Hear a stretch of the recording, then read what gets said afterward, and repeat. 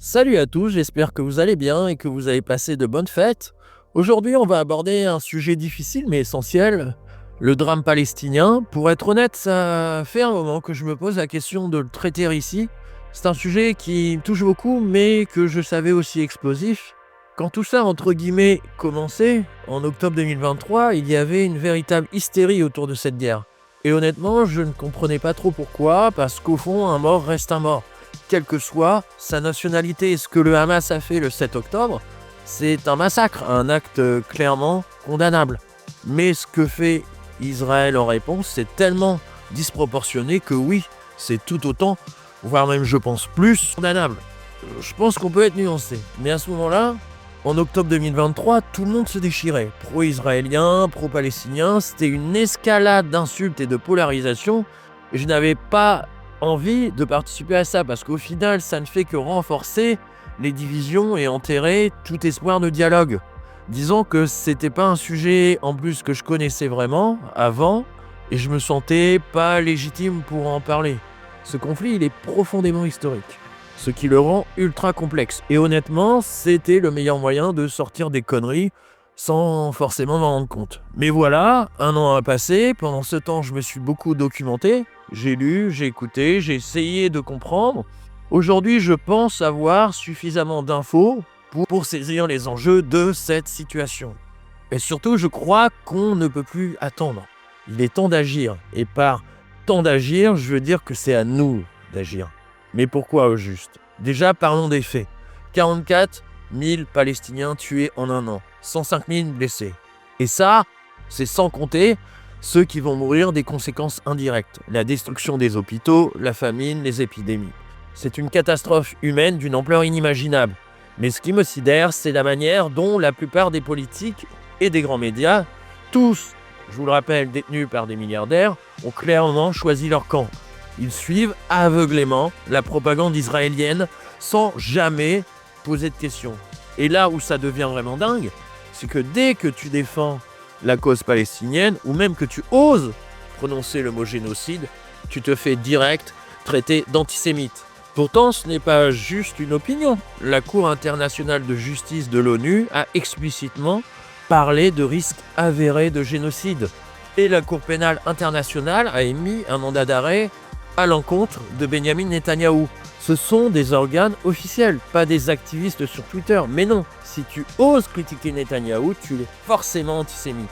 Regardez comment ça a commencé en France. Le 7 octobre, Mélenchon publie un tweet, sans doute maladroit, même son ancienne collaboratrice l'a reconnu, et là c'est parti littéralement en vrille.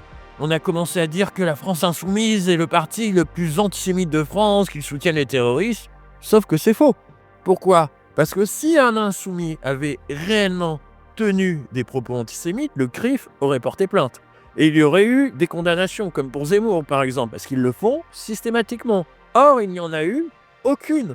Par contre, regardez du côté du Rassemblement national, des tweets, des photos, des propos racistes et antisémites ont été documentés pendant les dernières législatives qui ont eu lieu après la dissolution. Là, bizarrement, les grands médias en parlent à peine. Deux poids, deux mesures. Et ça va loin. Même des personnalités comme Émeric Caron qui se contentent de dénoncer les massacres à Gaza se font traiter d'antisémites. Philippe de Villepin, un homme de droite, je le rappelle, c'est lui qui a voulu passer cette saloperie qui était le CPE en 2006, a subi les mêmes accusations, alors qu'il n'avait jamais d'ailleurs tenu de tels propos. Ce mec, c'est aussi celui qui, en 2002, avec Jacques Chirac, a eu le courage de dire non à la guerre en Irak. On voit bien que l'accusation d'antisémitisme tient surtout à disqualifier ceux qui critiquent la politique israélienne. On est clairement face à une vraie propagande qui bloque toute parole contraire. Prenez l'exemple du match de la honte, France-Israël. Encore une fois, deux poids, deux mesures. Pourquoi les clubs et l'équipe nationale de Russie ont été exclus des compétitions internationales, mais pas celle d'Israël? Si on exclut la Russie, on doit exclure aussi Israël. Même cause, mêmes effets. Non, ça vous semble pas logique? Et d'ailleurs, soyons honnêtes, ça a bien arrangé la France, l'exclusion de la Russie. Pourquoi? Parce qu'à l'indice UEFA, la Russie nous collait au bast. À un moment, on risquait même de perdre une place pour nos clubs en Ligue des Champions. Et maintenant, avec la nouvelle réforme, en plus, on a même gagné un club. Coïncidence? Je pense pas. Pareil, pour les Jeux Olympiques, tout le monde était ébahi par le nombre de médailles de la France aux JO en 2024. Mais est-ce qu'on a parlé du fait que les athlètes russes n'étaient pas là? La Russie, c'est une grosse nation sportive. 5e au tableau des médailles en 2021 à Tokyo. 4e en 2016 au Brésil. Leur absence, c'est autant de places libres sur les podiums pour les autres. Et là encore, la France en a profité. Israël, à l'inverse, c'est une petite nation sportive. Les clubs israéliens se font éliminer très tôt dans les compétitions européennes et leur équipe nationale ne s'est jamais qualifiée pour une phase finale de l'Euro ou de la Coupe du Monde. À ma connaissance, leur bilan au JO est minuscule. Pour le coup, tout le monde s'en fout de les exclure. Mais on a, nous, le peuple, un moyen d'agir. Un moyen très puissant. Le boycott. Il faut bien comprendre une chose. On vit dans un monde dominé par le capitalisme. Un monde où l'argent est roi. Alors si on veut être efficace, si on veut vraiment avoir un impact, il faut frapper là où ça fait mal, au portefeuille. Et ça veut dire s'attaquer aux multinationales qui financent la politique d'agression et de colonisation d'Israël. Et ça fonctionne. Regardez les chiffres. 8% de baisse du chiffre d'affaires et 12% de perte sur le bénéfice net en 2024 pour McDo. 487 000 clients en moins pour SFR au premier trimestre 2024. 15% de chute du bénéfice net de Starbucks en un an. Et preuve ultime, un article de RFI révèle que le boycott a poussé AXA, l'assureur français, à retirer tous ses investissements de plusieurs banques israéliennes, accusées de financer des colonies illégales. Ce ne sont pas des mots en l'air, c'est du concret. Les liens des articles sont dans la description si vous voulez vérifier. Dans cette vidéo, je vais vous donner une liste complète des multinationales qui, de près ou de loin, c'est-à-dire de façon directe ou indirecte, soutiennent la colonisation israélienne et donc les marques qui leur appartiennent. Et croyez-moi, on n'est pas au bout de nos surprises. Moi-même, malgré toute l'attention que je porte à ce sujet depuis des mois, j'ai découvert que j'avais encore acheté certains produits de ces marques. Alors restez bien jusqu'à la fin, vous allez voir, certaines révélations vont vraiment vous faire tomber des nues. Avant qu'on commence, pensez à mettre un pouce en l'air et à commenter la vidéo, ça aide énormément pour que l'algorithme de YouTube nous mette en avant. Si ce genre de contenu vous intéresse, abonnez-vous et pour ceux qui veulent nous soutenir financièrement, il y a un lien vers mon Tipeee dans la description, c'est le premier lien. Ah, et petite parenthèse pour les fans de musique électronique, surtout de synthwave, j'ai une chaîne secondaire où je poste mes morceaux, elle s'appelle The Singwave. Un clin d'œil au film culte de John Carpenter. Allez y jeter un œil si ça vous intéresse. Alors revenons au sujet, quand je dis dans le titre ces multinationales qui soutiennent Israël, il y a en réalité 3 types de soutien à distinguer. Les marques israéliennes, là on est sur un soutien naturel parce qu'elles sont directement liées au pays. Les multinationales qui soutiennent activement le régime de Netanyahou, que ce soit financièrement, matériellement ou parce qu'elles sont dirigées par des personnalités sionistes, comme c'est le cas d'Estée Lauder par exemple, alors je prononce peut-être mal. Les entreprises qui profitent de la colonisation, celles qui sont implantées dans des territoires occupés pour y faire du business, là où elles n'étaient pas présentes avant, je vous préviens, dans quelques instants, vous risquez d'être littéralement dégoûté. Pourquoi? Parce que vous allez découvrir qu'il y a beaucoup de marques concernées. Et parmi elles, probablement des marques que vous achetez régulièrement, voire des marques que vous adorez. On commence par les marques israéliennes. Alors, petite précision, toutes ces entreprises ne soutiennent pas forcément activement le gouvernement israélien. Mais juste par le fait d'être israélienne, elles participent forcément financièrement à la colonisation et au génocide en cours. Voici la liste. Carmel, fruits et légumes. Jaffa, fruits et légumes. Il y a aussi du jus de fruits d'ailleurs. Kedem, avocat. Coral, des cerises. Top, fruits et légumes. Bagel, des biscuits apéritifs. Azat, les agrumes. Sabra, des repas complets. Ozem, soupe, snack, biscuits, repas complets préparés. Dagir, conserve de poisson. Holy Land, miel et herbes. Ambar, amba, conserve. Green Valley, du vin. Chival, des produits végétariens. Agrofresh, des concombres. Jordan Valley, des dattes. Dana, des tomates cerises. Epilady, des appareils d'épilation. Ahava, cosmétiques de la mer morte. Bon là vous vous dites peut-être ça va, à part bagel et biscuits apéritifs, et encore c'est pas foufou. Et Epilady, ce sont des produits qu'on n'achète pas forcément tous les jours. Mais maintenant, je vous propose d'entrer dans le dur. Et là, ça va commencer à piquer. Coca-Cola. Oui, Coca soutient Israël depuis 1966. Ça fait un moment. Et Coca-Cola, ce n'est pas juste le Coca qu'on connaît. Voici les marques qui en dépendent. Aquarius, Cherry Coke, Fanta, Nestlé, Sprite, Minute Maid, Tropical. Alors là, ça pique vraiment. Moi, perso, je ne bois qu'un petit Coca de temps en temps, donc ça va encore, mais attendez, ce n'est que le début. Parlons maintenant de Danone. Et là, ça devient très sérieux. Danone vient d'investir dans Gohan, un territoire syrien occupé depuis 1967 par Israël. Et vous savez ce que ça veut dire? Danone, ce n'est pas juste des yaourts. Voici toutes les marques concernées. Il y a Evian, Volvic, Badois, Belin, Chipster, Blédina, Lu, Eudberg, Galbani et Taïfin. Et là, c'est chaud. On parle des biscuits apéritifs avec Belin et Chipster. Vous savez, les petites boîtes rouges trop bonnes. On parle de l'eau en bouteille avec Evian et Volvic, et même de l'eau gazeuse avec Badois, sans oublier l'alimentation pour bébé avec Blédina. Moi, perso, je bois de la Volvic tous les jours, les Chipster, j'en prends régulièrement, autant dire que là, ça devient compliqué, voire très très compliqué. Continuons avec Nestlé, une multinationale qui possède 51% de la chaîne alimentaire israélienne OSEM. Mais franchement, boycotter Nestlé, c'est presque une évidence, même en dehors de son lien avec Israël. Pourquoi? Parce que Nestlé traîne derrière elle une liste interminable de scandales.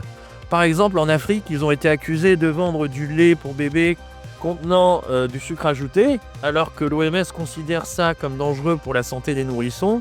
Et ça, ce n'est qu'un exemple parmi d'autres.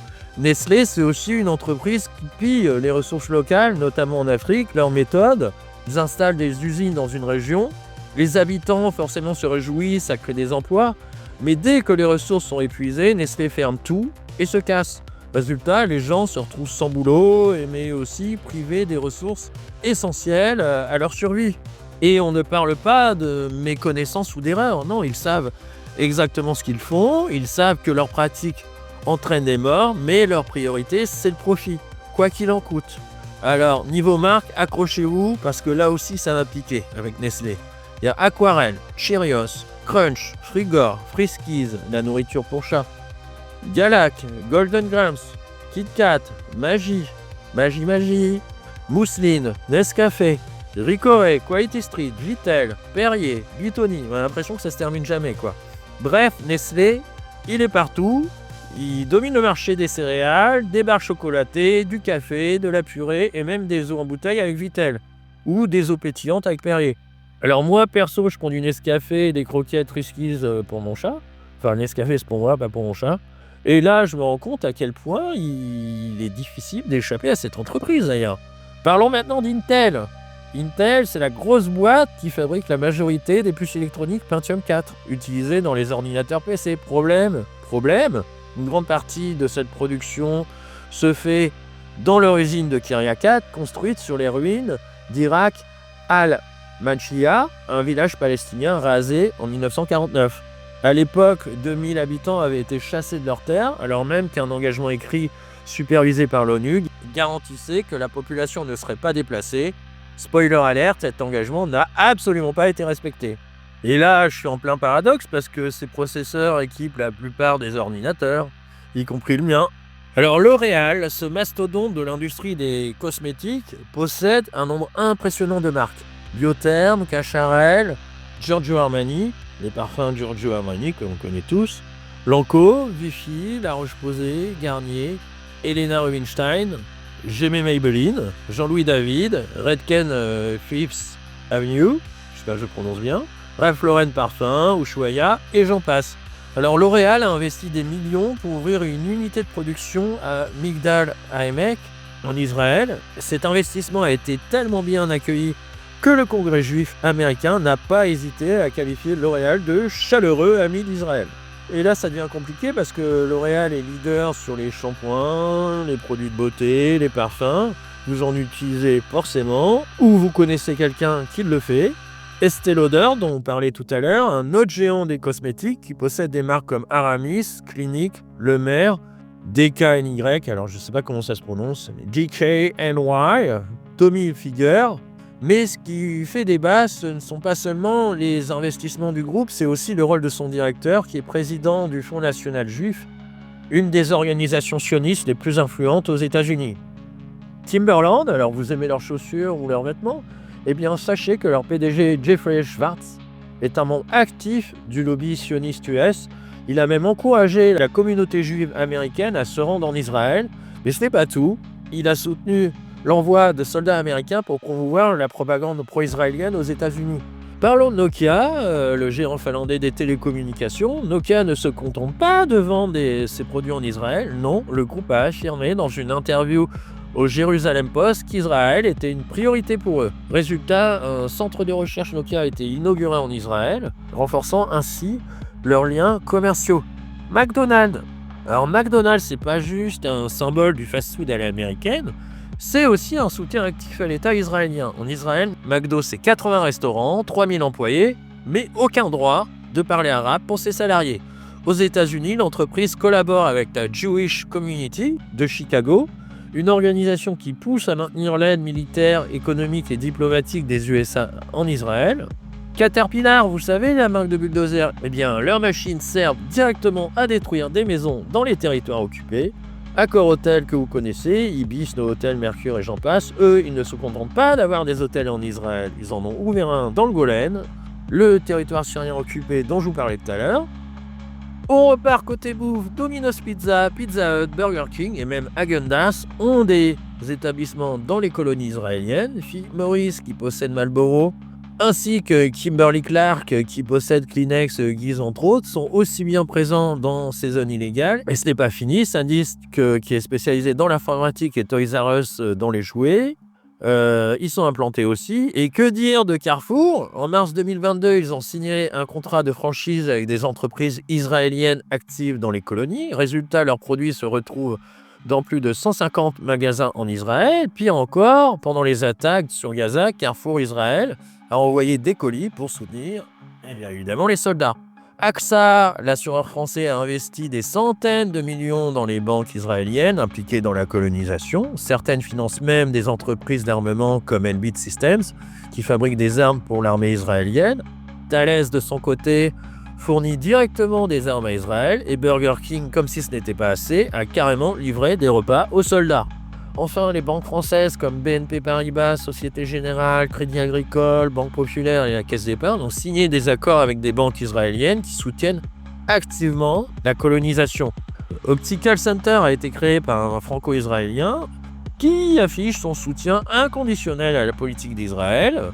Et Optical Center est très implanté en France. Pire encore, ils ont aussi fait des dons pour les soldats engagés à Gaza. SFR, propriété d'un franco-israélien, est un soutien assumé de la politique d'Israël.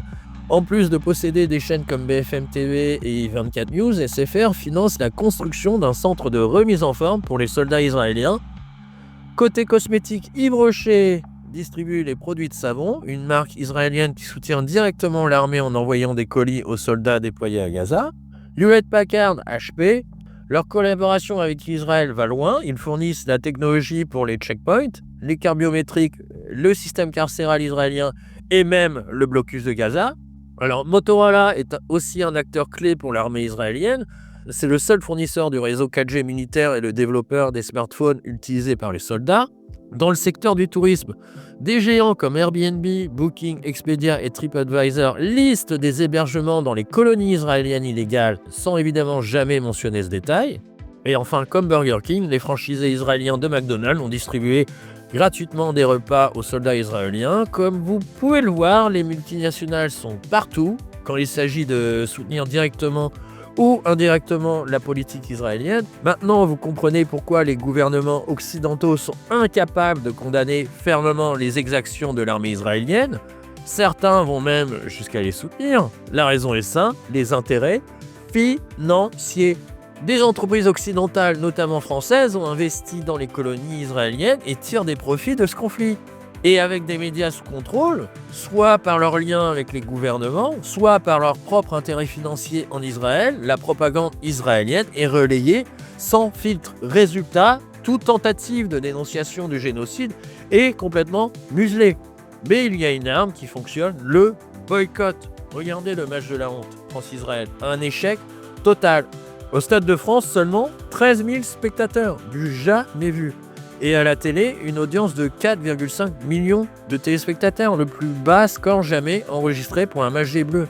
Les pertes pour la Fédération française sont estimées à environ 13 millions d'euros. Et ce n'est pas tout. Carrefour a retiré ses produits des colonies israéliennes. AXA a été forcé de désinvestir des banques et entreprises israéliennes. McDonald's, comme je vous l'ai dit tout à l'heure, une baisse de 8% de son chiffre d'affaires et 12% de son bénéfice net en 2004. SFR a perdu 487 000 clients en 2024. Starbucks, même sans lien direct trouvé avec Israël, a vu son bénéfice net chuter de 15% cette année-là.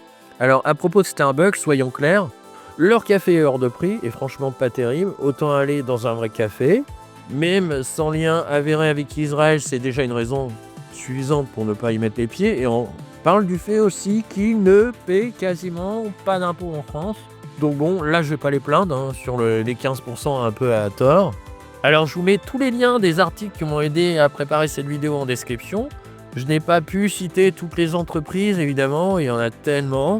Alors si vous voulez un aperçu précis des cibles de la campagne de boycott et des résultats obtenus, allez faire un tour sur bdsfrance.org. Donc c'est vraiment eux qui centralisent tout, ce boycott, et d'autres boycotts d'ailleurs. Avant de conclure, je voulais revenir sur un point essentiel, cette malhonnêteté absolue qui consiste à accuser d'antisémitisme. C'est une confusion volontaire entre antisionisme et antisémitisme. Ce qui est critiqué, c'est l'État d'Israël, pas la religion juive. En réalité, c'est juste une version remixée du point Godwin. On agite un homme de paille. Si vous critiquez Israël, c'est que vous avez le même discours que la même des années 30, donc vous êtes des gros nazis. Ce n'est pas de la stupidité en fait, c'est une stratégie. Une exagération volontaire des propos pour les déformer et leur faire dire ce qu'ils ne disent pas, et ainsi les disqualifier plus facilement. Et avec ça, ils font du pire deux coups, discréditer les filles en les qualifiant de parti le plus antisémite de France, et blanchir le RN en insinuant que c'est exagéré de toujours accuser le RN d'antisémitisme, car regardez, les filles c'est pire. Or, comme je vous disais tout à l'heure, il y a un problème à ça. Or, le CRIF attaque systématiquement tout propos antisémite public.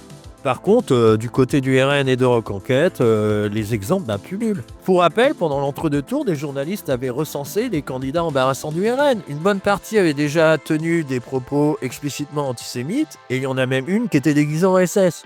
Alors voilà, cette vidéo, c'est ma modeste contribution pour qu'on ouvre enfin les yeux et que ce massacre cesse enfin. Ce n'est rien de plus. Merci d'avoir regardé jusqu'au bout, prenez soin de vous et à bientôt pour une prochaine vidéo. Salut!